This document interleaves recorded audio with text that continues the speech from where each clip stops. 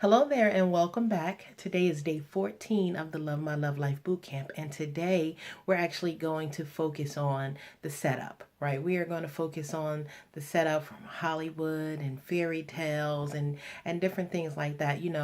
We spent some time in this module talking about, we spent some time in the first module talking about getting clarity around what our needs are and what we really want and what we want that to look like and feel like. And then we spend a lot of time in this module just really getting under the hood and understanding men and where they come from and what the psychology is of a male mind and where relationships are concerned, right?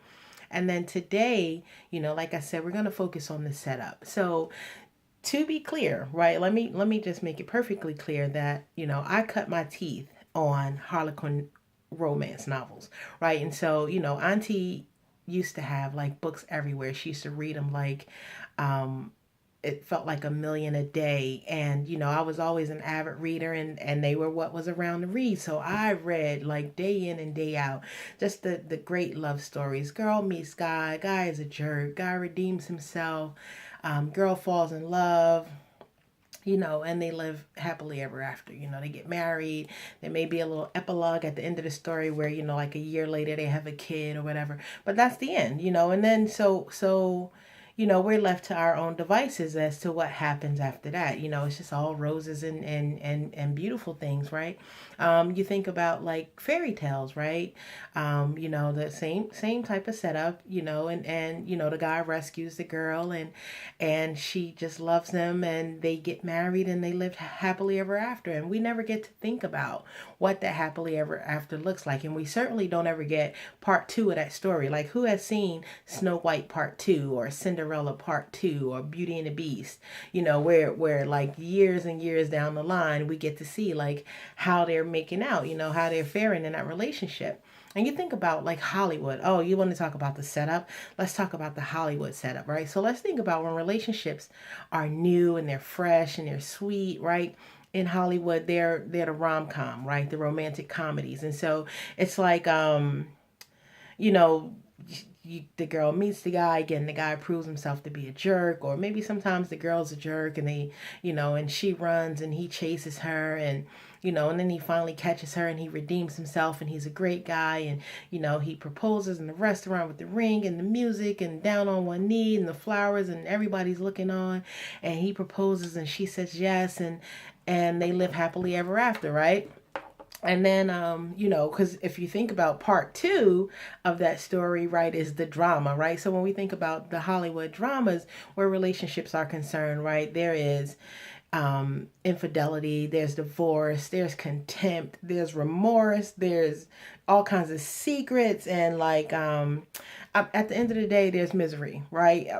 When people have been married for a long time or they've been in a relationship for a while, and you see that part of the story, there are always these things, right? And it's just like, we're so set up. It's just like this happy, lovey, romantic comedy, and then this miserable, sad, contemptuous drama where relationships are concerned. And so that is how relationships are explained in Hollywoodese, right? And so the problem with that is that we don't ever get to see, or we rarely get to see, relationships that just work, relationships where people get along, and obviously they have problems. We all have problems. It would be insane to think that you could be in a relationship for years and nothing ever comes up. But you have those problems, you deal with those problems, and you move on, right? And so but an argument doesn't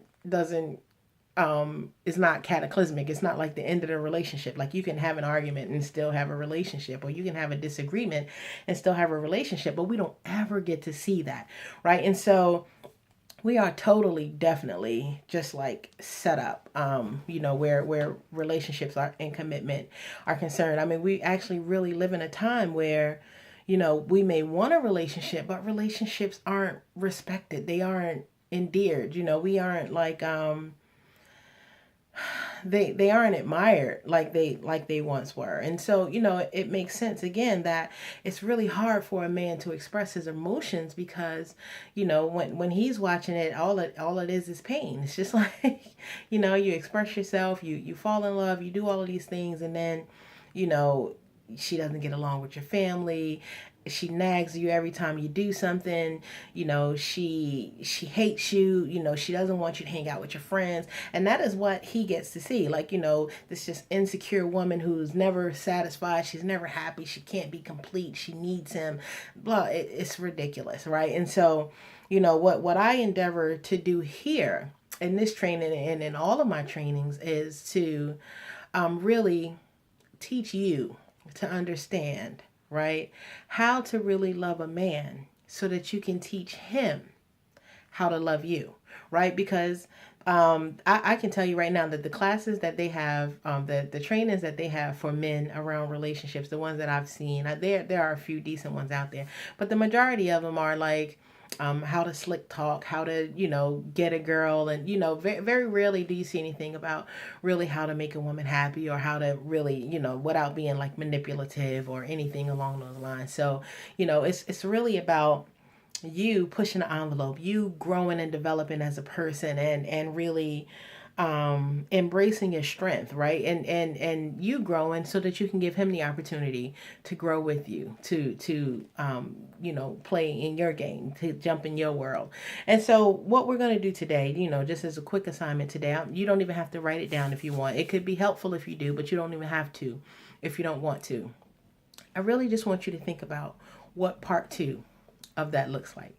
If you were to write the rest of that fairy tale, the rest of Cinderella after she marries the prince, the rest of Snow White after she oh no, that was Sleeping Beauty that woke up. After she woke up, write the rest of that story. Write the rest of those romantic comedies where they, after the wedding, what happens after that wedding? My best friend's wedding. What happens after that wedding? What happens once she says yes, when they've been together for a while? I want you to rewrite it in terms that make sense to you, in terms of how you want to feel in a relationship and what you want that to look like. And so it's kind of similar to what we did the other day when you looked at yourself in the future and you wrote what that relationship looks like, except now we're rewriting the fairy tale, right? We're going to tell it in a way that makes sense so that people can read that story and grow from it. So that is you being amazing, right? You really think about what it looks like when you walk away hand in hand. And I want you to retell that story. All right, you got it? All right, I'm going to sign off now. Thank you for joining. I hope you enjoyed day 14, and I will see you in module 3. Take care. Bye-bye.